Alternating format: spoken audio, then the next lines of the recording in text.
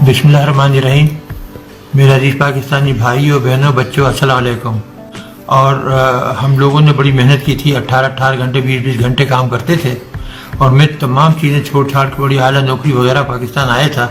71 के बाद जो हमारा हशर हुआ था वो मैं कभी भूल नहीं सकता था। और मैंने उस वक्त ये पेशकश की भुट्टो साहब को कि मैं एटम बम बनाने की सलाहियत रखता हूँ, मैं इंशाल्लाह बना दूँगा।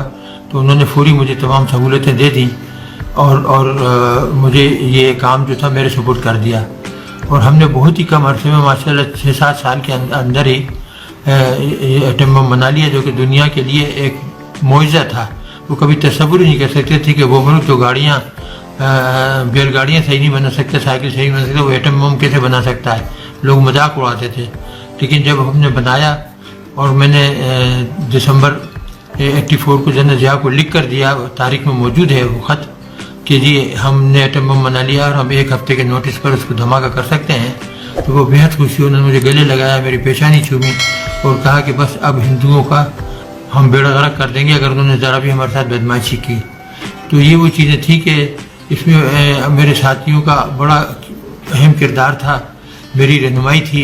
सुबह से शाम तक हम काम करते थे और हमने बहुत तेज़ी से ये बनाया, बल्कि न सिर्फ एक बनाया, कई बना दिए थे। और जनरल ज़िया से कहा था कि आप जब हुक्म देंगे तो हम धमाका करने को तैयार हैं।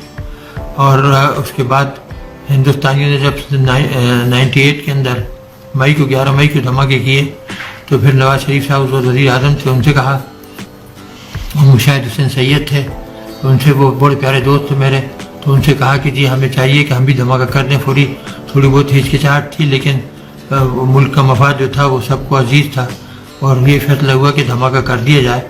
और फिर हमने हिंदुस्तान के 5 के बदले 6 धमाके कर दिए और उनका मुंह हमेशा हमेशा के लिए बंद कर दिया।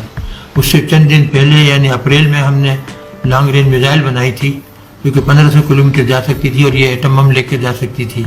और हिंदुस्तान के हर शहर को हम 5 मिनट से लेकर 10 मिनट के अंदर उड़ा सकते थे, दिल्ली हो, बॉम्बे हो, वगैरह वगैरह सब। तो अल्लाह ताला का शुक्र है, हमने पाकिस्तान को नाकाबिल तस्खीर दिफा मुहैया कर दिया। और अभी ये जो है मोदी वगैरह ये जो शोर मचाते हैं, इनकी कभी ज़रूरत नहीं होगी कि ये पाकिस्तान के ऊपर हमला करें। इन्हें पता है कि अगर इन्होंने हमला किया तो ना हिंदुस्तान रहेगा और ना पाकिस्तान, फिर दोनों ही गायब हो जाएंगे और हम भी उनको सफ़े हस्ती से मिटा देंगे।